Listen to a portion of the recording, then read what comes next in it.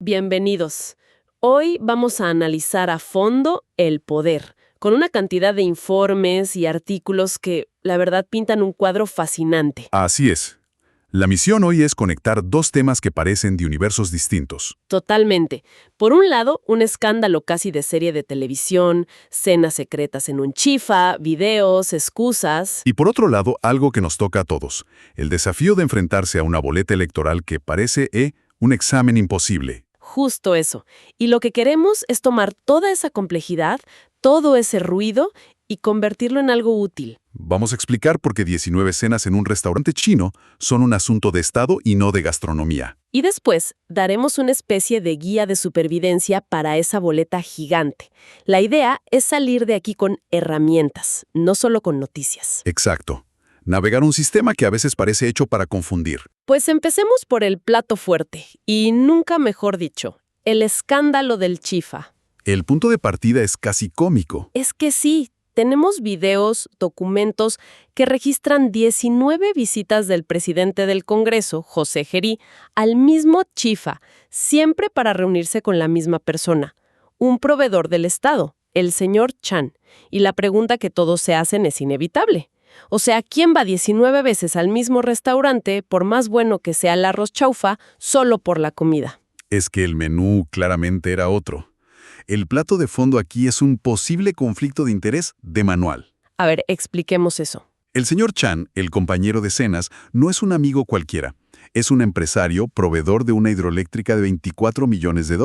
Ah, ya empezamos a entender. Y para ponerle más sazón, ha sido subcontratista de empresas estatales chinas, que ya estaban siendo investigadas por corrupción en el gobierno anterior. Allí está el nudo del asunto.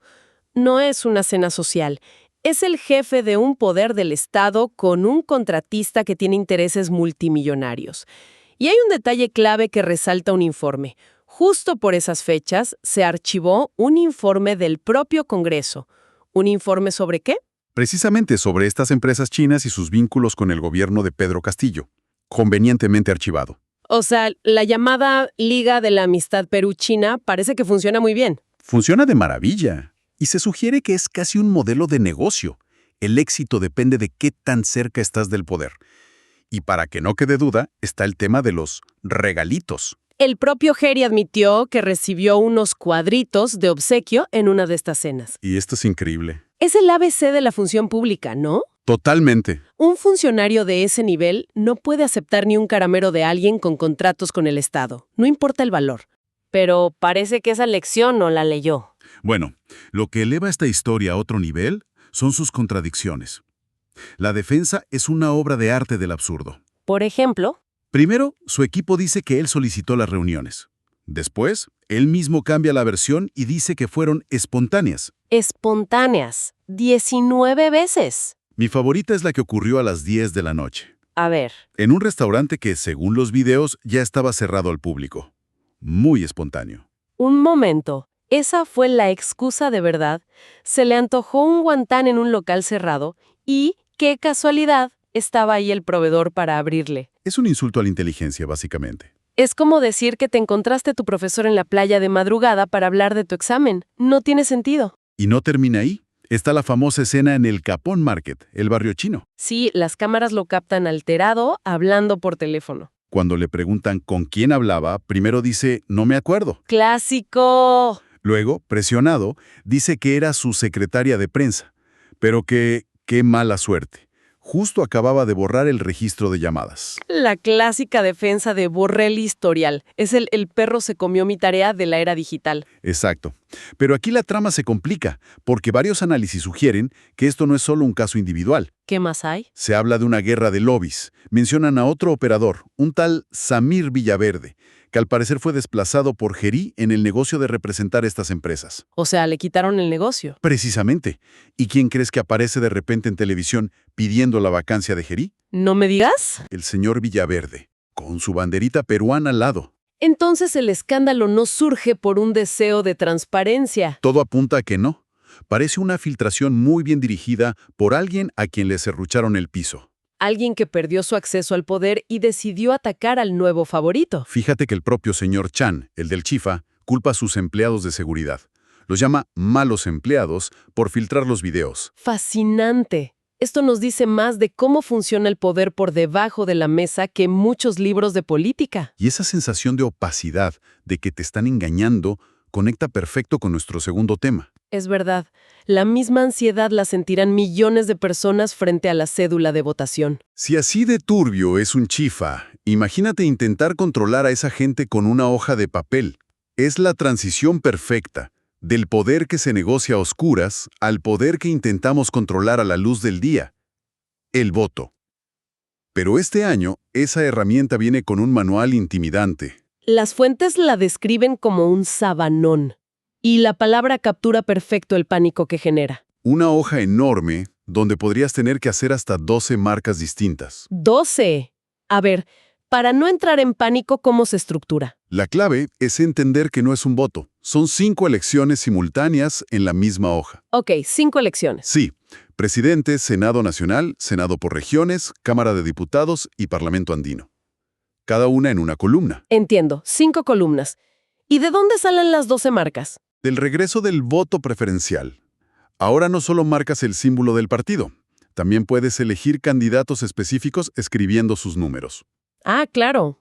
Entonces podrías marcar por un partido y 2 candidatos a diputados, luego lo mismo para senadores, y así, sumando todo, puedes llegar a 12. 12 marcas. Y todo esto en el famoso minuto de presión dentro de la Cámara Secreta. Exacto, una carrera contra el tiempo. Y de ahí nace el miedo que resume los informes en una frase. Tengo miedo de malograr mi voto. Una preocupación totalmente lógica. Si me equivoco en un número, anulé todo. Mi voto para presidente se pierde. Esa es la pregunta del millón. Y esta es, probablemente, la información más importante y tranquilizadora que podemos dar. La respuesta es no. ¿No se anula todo? No. Cada elección, o sea, cada columna, es independiente. Si te equivocas marcando para el Senado... Por ejemplo, marco candidatos de 2 partidos distintos. Exacto. Solo se anula tu voto para el Senado. Tu voto para presidente, diputados y lo demás sigue siendo válido. Eso es fundamental. Es como si fueran 5 exámenes en la misma hoja. Si repruebas uno, no te anulan los otros. Justo así. El miedo a equivocarse en el Congreso no debería impedir que la gente vote por el Congreso. Porque el riesgo es que la gente diga, esto es muy complicado, voto solo para presidente y listo. Y ese es el peligro exacto que nos lleva a una consecuencia gravísima, la creación masiva de votos sin representación. ¿Qué significa eso de votos sin representación? Que mi voto se pierde. Es peor que eso. No solo se pierde, indirectamente ayuda a los partidos por los que no votaste. ¿Cómo? A ver, en el Perú existe la valla electoral. Los partidos que no llegan al 5% de los votos simplemente no entran al Congreso. Ok, se quedan fuera. Y todos los votos que recibieron, que pueden ser millones, para el reparto final de escaños, se consideran nulos. O sea, si voto por un partido que saca 4.9%, ¿mi voto se va a la basura? Literalmente, a la basura. Y el total de votos válidos se reduce. ¿Y a quién beneficia eso? A los partidos más grandes, los que sí pasaron la valla. Exacto.